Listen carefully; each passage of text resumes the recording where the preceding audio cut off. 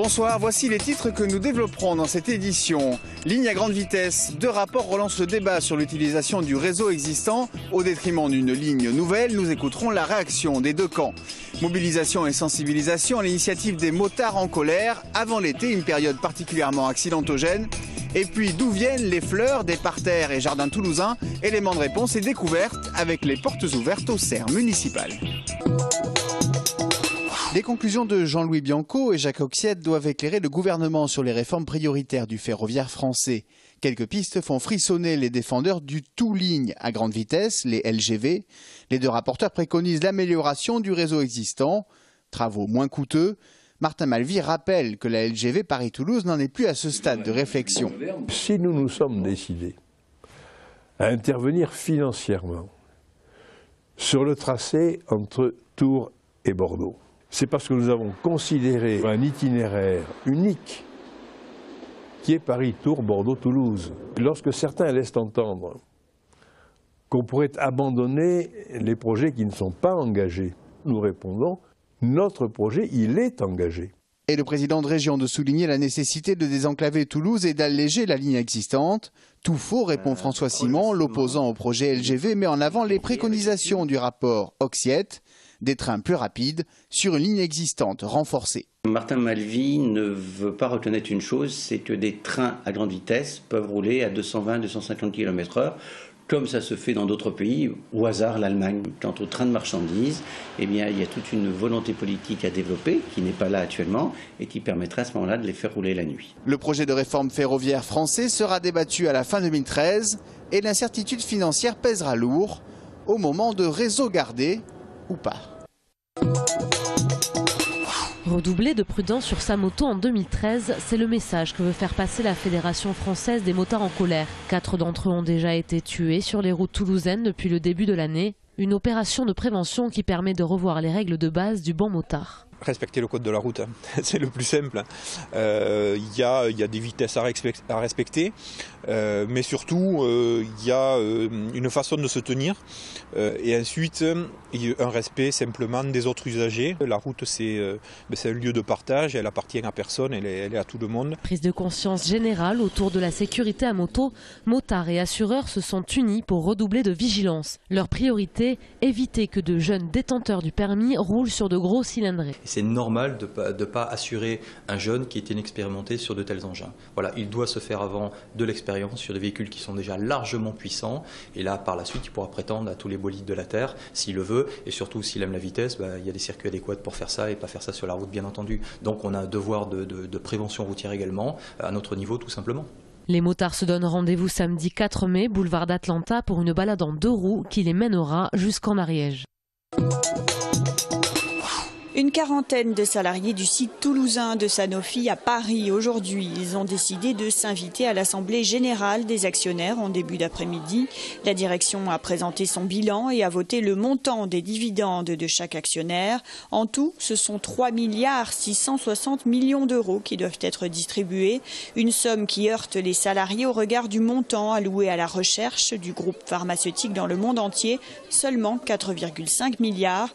Les salariés dénoncent une politique financière à court terme. Prochaine étape pour eux, le 15 mai où ils ont rendez-vous au ministère du redressement productif avec Arnaud Montebourg.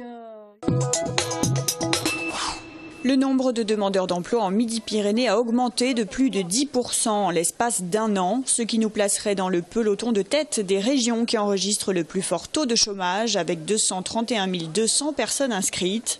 Pourtant, 82 500 postes de travail seraient à pourvoir en 2013, ce qui n'a pas manqué d'interpeller Jean-Louis Chauzy, président du Césaire Midi-Pyrénées. Face au boom de l'industrie aéronautique, il dénonce un développement économique déséquilibré à 2 vitesses. Il demande une mobilisation régionale, notamment pour la formation, pour plus d'adéquation entre offre et emploi.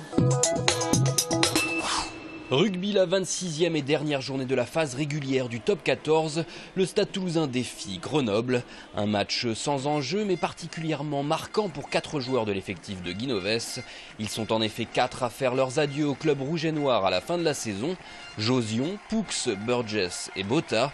Joueur emblématique, Yannick Josion porte la tunique rouge et noire depuis 11 ans. Il a conquis 3 boucliers de Brennus et 3 Coupes d'Europe. Ovation et émotion garanties sur la pelouse d'Ernest Vallon pour le 3 quarts centre international de bientôt 35 ans. Côté sportif, le Stade Toulousain est d'ores et déjà assuré de jouer à domicile son barrage le vendredi 10 mai à 21 h, quel que soit son résultat demain. Stade Toulousain-Grenoble, un match pour le plaisir, samedi 4 mai à 14 h 45. Football, la 35e journée de Ligue 1, on s'approche tout doucement de la fin du championnat. Le TFC, qui n'a plus rien à espérer, sera confronté au LOSC demain soir. Le club nordiste cherchera à se rapprocher du podium, tandis que les Violets chercheront à réintégrer la première partie de tableau. Avec une défense décimée par les blessures, la tâche s'annonce compliquée. TFC Lille, coup d'envoi samedi dès 20 h au Stadium.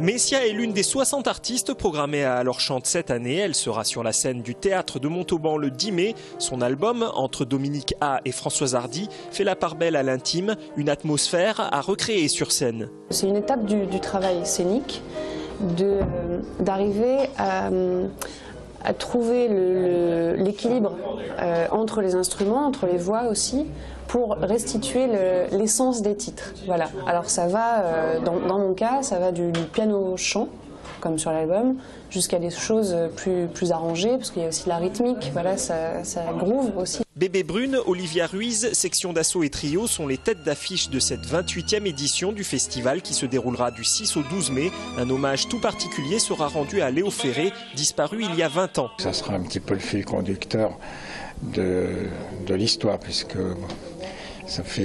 il était notre invité d'honneur en réel il y a 21 ans. Lui avait assuré sa première partie, la première partie de sa fête, tout seul au piano, avec des chansons qu'il n'interprétait plus dans le spectacle qui tournait à l'époque.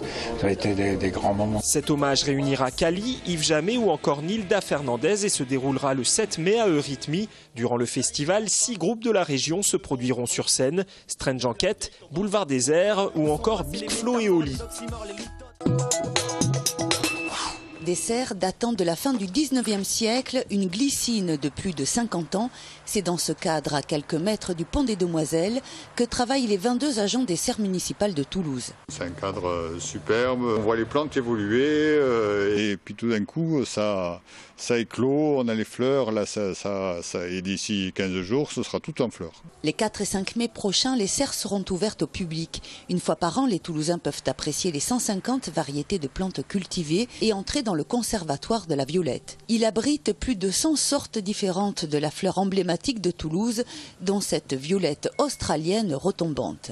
Les portes ouvertes, c'est aussi l'occasion d'avoir des conseils en jardinage et des informations sur la protection biologique intégrée.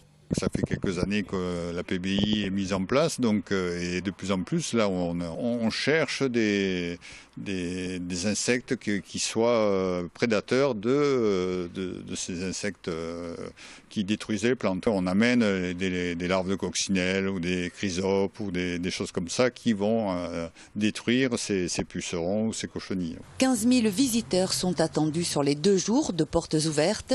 Des animations sont prévues pour petits et grands sur le compostage ou encore le rempotage.